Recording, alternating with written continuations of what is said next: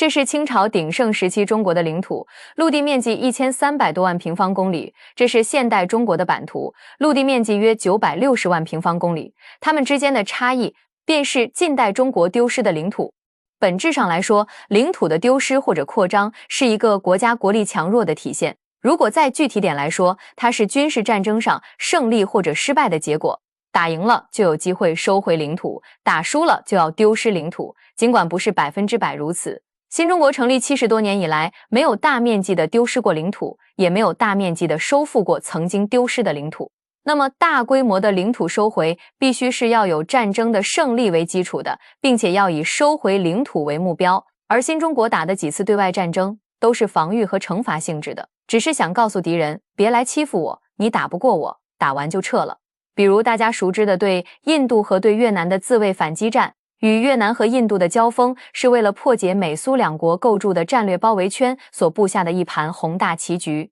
我国的地缘政治环境从那个时期开始，便开始逐步转危为安，柳暗花明，开始从困境转向安定。那么至于军事占领土地这件事儿，那就是另外一码事儿了。我们并没有倚仗巨大的军事优势而夺取周边国家的一寸土地。在世界战争史上，占领别国的土地是很考验综合国力的，它是需要长期的斗争。尤其是占领一族的土地，人生地不熟的则更难，更需要强大的军力、财力、后勤实力、政治实力等等做支撑，还要在国际上有无原则支持自己的强大盟友，更需要强大的政治利益去交换的。一旦这些因素丧失，领土的占领就有可能中断，前功尽弃，强如美国苏联也要灰溜溜的撤退，进而国力受损。美国发动的越南战争和苏联发动的阿富汗战争，不就是如此吗？战争的失败使美国在美苏争霸态势中陷于被动，被迫收缩了全球战略，而阿富汗战争则是苏联解体的最直接原因。所以说他们占领的阿富汗、伊拉克、越南、朝鲜都是这种情况。当然了，也有一些小国很典型，科技实力很强，但综合实力太弱，主要是能吃得下领土，但是消化不了，到最后又吐出来了。那么我们说，尽管新中国没有大面积的收回过领土，但是小块的土地还是收回过几块的。这里主要是以外交谈判的方式进行的，其中从俄罗斯嘴里夺下来的一小块土地比较典型。那么我们就来说说，从沙皇俄国到苏维埃联盟，再到如今的俄罗斯联邦，俄国是让中国丧失领土最多的国家，这一点是毫无疑问的。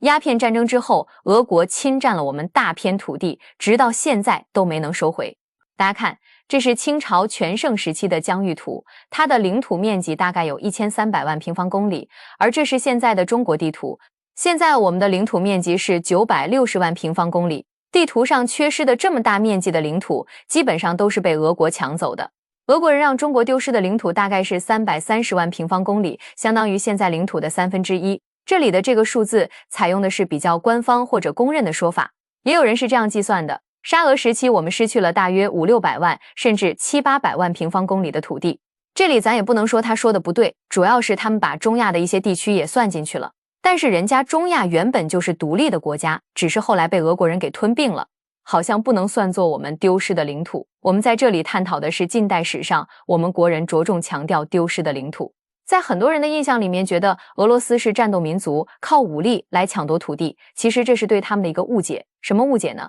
俄国人抢我们的这些土地，基本上都没有用武力，即使动用了武力，也大部分都只是恐吓的作用。那俄国究竟用了什么方法抢了我们这些土地呢？大家好，我是微笑，今天咱就给大家聊一聊这个事儿。首先声明做这期视频，我可不是在带现阶段挑拨中俄关系的节奏，我只是在向大家叙述曾经真实的历史，让我们每个中华儿女都能铭记血的教训，不忘国耻。后续的内容我会详细给大家聊聊如今中俄合作反霸权的事儿。好了，咱言归正传，沙俄让我们领土丢失的方式主要有3种。第一种是通过不平等条约获取的，比如说1856年的第2次鸦片战争，清政府当时正处于内部有太平天国作乱，外部有英法联军的进攻，而俄国便趁虚而入。他只用了2艘炮舰便来到了爱辉城内，跟清廷的黑龙江将军义山进行了谈判。俄国人说他们可以派兵保护大清国，条件是要求废除尼布楚条约，重新划定国境线。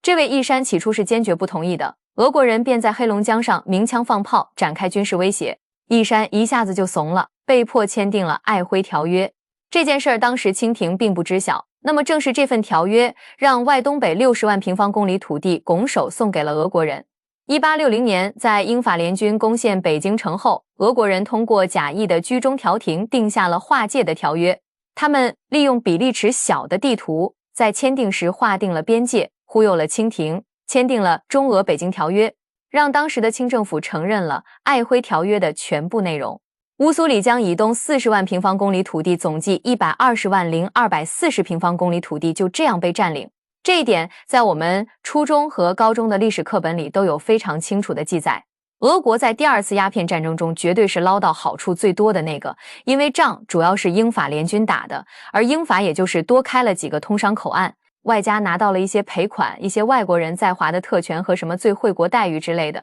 而俄国人则完全是乘人之危，没费一兵一卒就获得了100多万平方公里的土地。此后还有中俄堪分西北界约记、中俄伊犁条约等各种条约，割占区加起来割走的领土大概是150多万平方公里。只要不是9年义务教育的漏网之鱼，我们每一个中国人多多少少都会知道一些。之所以要把这些事放到初高中的课本当中去，很显然我们是不甘心的，我们并没有完全放弃这些领土。不过要想收回也是很难的，这个得需要时间的跨度才有可能。当然还有一种可能，就是人类到了外星球殖民时期，对地球领土的争夺变少了，甚至是直接融合了，这个咱另当别论。那么我们想要收回这些领土，难点至少有2个。第一个是军事上的，我们无法和现有的俄罗斯直接展开大规模的军事冲突，因为彼此双方都是有强大核武库的。第2点就是这些被割让的领土，经过沙俄上百年甚至几百年的经营，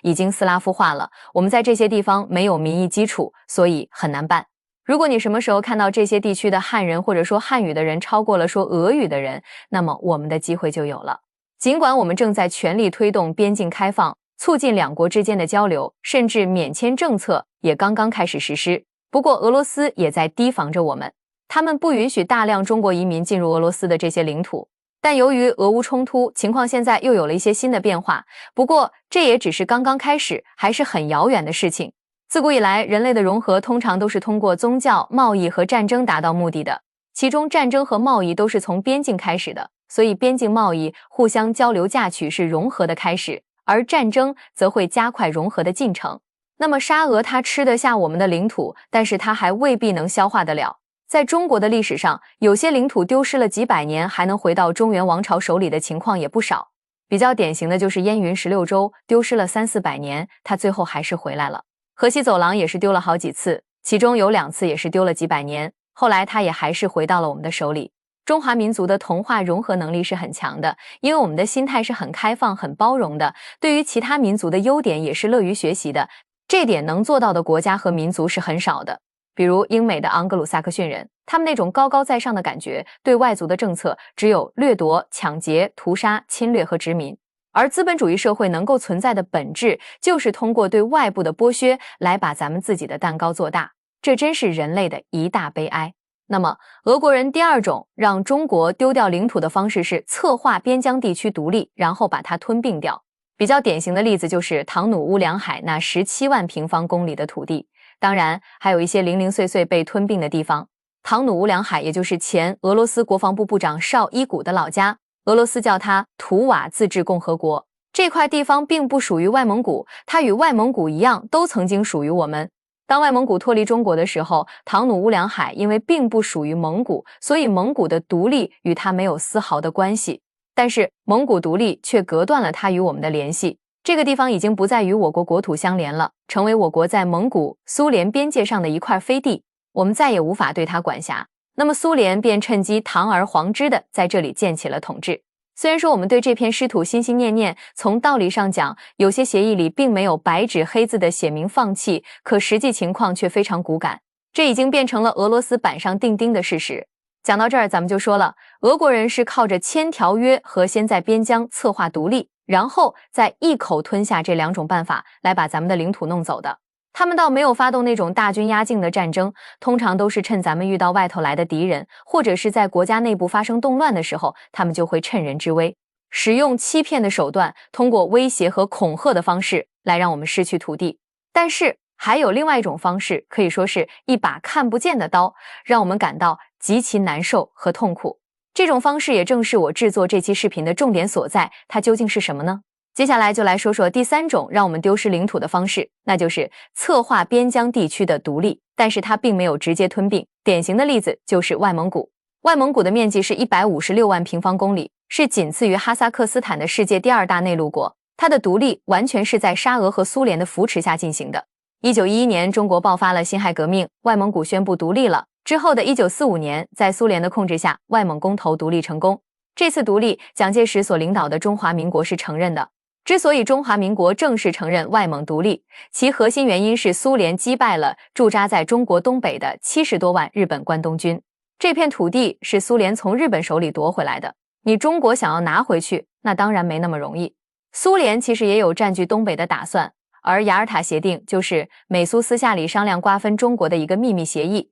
结果却成了苏联出兵东北的由头。本来是以国民政府答应苏联的条件为前提，而在打败日本之后，却成了迫使国民政府接受雅尔塔协定的主要原因。在中苏友好同盟条约中，国民政府承认了外蒙古的独立，以及中东铁路、旅顺、大连港的行政权由中苏双方共同经营。一个是民意基础非常深厚，资源也十分丰富，战略位置十分重要的东北地区，另一个是事实上已经失去控制的外蒙古地区。此时苏联正占据着东北，国共双方谁要是不听话，苏联就会把东北交给对方。老蒋毫不犹豫地选择了后者，苏联由此获得了他在远东的利益。内战打响之后，国民党节节败退，苏联却摇身一变成了调停人，希望国共双方能握手言和，以长江为界建立2个国家，就跟朝鲜和韩国一样。那么为什么在国民党眼看就要全面溃败的时候，斯大林依然坚持要让国共2党划江而治呢？原因其实很简单，新中国要废除和外国的一切不平等条约，谁也没有豁免权，我们要建立一个真正独立的自主的新中国。而国民党已经承认了苏联在旅顺和大连的驻军权和使用权，那么斯大林当然要支持国民党不要灭亡了，分而治之则更有利于苏联的国家利益。但是斯大林没能阻止国共内战，随着解放军的全面胜利，这时候美国曾经拉拢过我们。对美苏来说，我们倒向谁都有着极大的战略意义，这是能改变世界格局的一次抉择。1949年8月，毛泽东主席发表了文章，别了，司徒雷登，这标志着我们与美国彻底决裂，从此分道扬镳。而斯大林那边则立刻向我们抛来了橄榄枝，提出可以废除之前签订的所有旧条约，一切条件都可以重新坐下来谈。紧接着，新中国就在1950年与苏联签订了中苏友好同盟互助条约，正式在法律上承认了外蒙古的独立地位。其实，毛泽东主席始终怀有收回外蒙古的强烈意愿，但斯大林当时的态度异常强硬，表示不同意。加上我们当时国力虚弱，百废待兴，也没有更好的办法。后来经过一系列谈判博弈，我们收回了旅顺、大连港还有中东铁路，这同样是一个巨大的胜利，标志着我们彻底控制东北的开始。我们经常能看到有很多人在网上讨论到底是谁丢了外蒙古，其实问这个问题是没有意义的。客观说，它的核心原因就是自鸦片战争以来，我们的国家国力衰弱，政权不稳，在面临选择的时候，只能选择最有利于我们的那个条件。当然，我们完全可以把责任归咎于蒋介石，确实是他本人同意了外蒙古的独立。至于雅尔塔协定，美国和苏联之所以敢这么做，也是因为在抗日战争后期，老蒋领导的国民党军队在1944年的豫湘桂会战中被打得丢盔卸甲，溃败的一泻千里。而美国人那边因此在政治上彻底抛弃了国民党。好家伙，我全心全意支持你抗战，你还能在日本穷途末路的时候丢人现眼。我在太平洋战场上付出了沉重的代价，已经把鬼子给打败了，马上就该进攻日本本土了，你却全面的溃败。万一日本本土被攻陷以后，日军又跑到中国大陆上继续抵抗，这可怎么办？这仗要打到什么时候才是个头啊？我美国的大兵还要牺牲多少才算完呢？要不还是请苏联从北边动手打日本鬼子吧。可是苏联人呢？他们肯定不会白干活的，那就分点好处给他们吧。一个外蒙古，一个东北的权益，再加上日本的2个岛，这样应该就差不多了。这就是美国人和苏联人在2战胜利之际瓜分我们的原因。而美国人给老蒋的评价则是，不是没给过你机会，给你机会你不中用啊。老蒋不同意也得同意，他能干得过100多万的苏联红军吗？苏联军队当时仅用了3个星期就摧毁了70多万的日本关东军，而老蒋的军队还打不过抗战后期的日本残余军队呢。如果不让外蒙独立，估计连东北也都不一定能收得回来，东北就会落入苏联和他的死敌共产党人手里。那么在老蒋的眼里，剿共是他这辈子唯一坚持的路线。当然了，外蒙独立你也可以说这是晚清政府的原因，他们对外蒙古的控制一直是名存实亡的，并且逐步的减弱。大家得知道，外蒙有3次宣布独立，1911年第1次，1921年第2次，1945年第3次，而这第3次最终从中国的领土上脱离了。那么第1次就跟清政府有关联了，此时恰逢辛亥革命的高潮，清政府自然对外蒙独立的事态无能为力，因为沙俄一直以来对其虎视眈眈，早已做了万全之策，不仅早先收集了外蒙的情报，还笼络收买外蒙上层的喇嘛和王公贵族，更是趁清廷内外交困之际煽动了他的独立，因此这次独立也就轻而易举。那么新中国在成立之初，我们也是非常想收回外蒙的。在1949年1月30日到2月8日，